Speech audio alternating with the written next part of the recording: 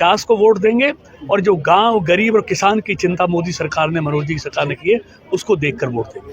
5100 अपनी बालिकाओं को, जो विद्यार्थी हैं स्कूलों में, उनको टैबलेट वितरण का कार्यक्रम था, जिसमें हमारे यहाँ की लोकप्रिय विधायिका सीमा त्रिखा जी, मुख्यमंत्री के राजनीतिक अजय गौड़ जी और जिला उपायुक्त के साथ तमाम अधिकारी शिक्षा से जुड़े यहाँ पर उपस्थित थे।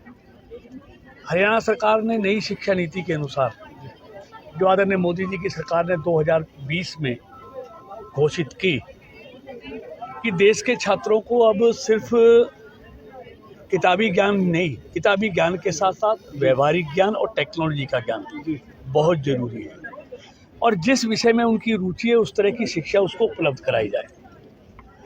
और अब समय बदल रहा है, अब वो बस्ते का समय नहीं रहा। जैसे जैसे समय बदल रहा है वैसे वैसे दुनिया टेक्नोलॉजी की तरफ आगे बढ़ रही है। तो टेक्नोलॉजी के माध्यम से हमारे छात्रों को जो आज की शिक्षा वो प्राप्त हो, बस्तों के बोझ से उनको छुटकारा मिले, एक टैब में ही सारी पुस्तकें हों।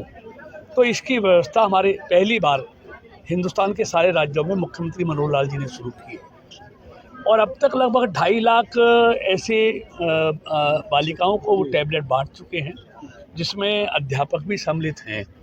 और आज ये 5100 बालिकाओं को यहाँ बांटने का काम किया है। फरीदाबाद में 24,030, इसमें 1300 के करीब जो अध्यापक हैं वो भी हैं, उनको पिछले साल हम नवंबर में बांट चुके हैं। अभी और आगे भी इस संख्या को लगातार बढ़ाने की योजना हरियाणा सरकार की है। अभी 2.5 लाख को बांटा है, उसको 6 लाख तक ले जाने की योजना हरियाणा सरकार बना रही है। और इससे घर बैठे भी बच्चे पढ़ सकते हैं, नई नई शिक्षा, उनको सारी किताबों का ज्ञान यहाँ से मिल सकता है, और ये समय की ज़रूरत भी है। तो और मोदी सरकार का देखिए, जिस देश का नागरिक शिक्षित नहीं होगा, जिस देश की शिक्षा ज़्यादा लोग शिक्षित नहीं होंगे, वो देश आगे तरक्की नहीं कर सकता। देश को आगे बढ़ाने में मोदी जी लगे हुए हैं, और आज जो अंत्योदय का सपना है उसको साकार, कि अंतिम व्यक्ति तक वो तमाम सुविधाएं पहुंचाई जाएं। मोदी सरकार का, मनोहर जी सरकार का इस संकल्प है। जो इन चीज़ों से आज तक वंचित हैं, पैसे वाले टैबलेट ले सकते हैं, लेकिन जिनके पास साधन नहीं है, सुविधा नहीं है, जिनकी हैसियत नहीं है टैब खरीदने की, उनके लिए मोदी और मनोहर जी की सरकार इस देश में सारी व्यवस्थाएं कर रही है। और सिर्फ शिक्षा के क्षेत्र में नहीं, हर क्षेत्र में कर रही है। समाज के अंतिम व्यक्ति को सशक्त करने के लिए, शिक्षित करने के लिए मोदी और मनोहर जी की सरकार रात दिन काम में लगी। आदमपुर उपचुनाव है, आप कहाँ से आ गए बीच में? उपचुनाव है ना सर? हाँ, देखिए, तय हो चुकी है तारीख। देखिए, मैं इतना जानता हूँ, देश में मोदी जी के प्रति लोगों का भरोसा लगातार बढ़ रहा है। प्रदेश में मुख्यमंत्री मनोहर लाल जी के प्रति लोगों का भरोसा लगातार बढ़ रहा है, और ये यादवपुर चुनाव में मालूम चल जाएगा।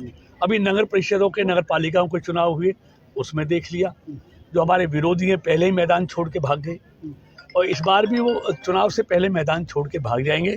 निश्चित तौर पर भारतीय जनता पार्टी की एलनाबाद में जीत नहीं हो पाई थी, लेकिन उपचुनाव ये भी है, और उपचुनाव देखिए, एलनाबाद में लोग बीजेपी को वोट क्यों करें?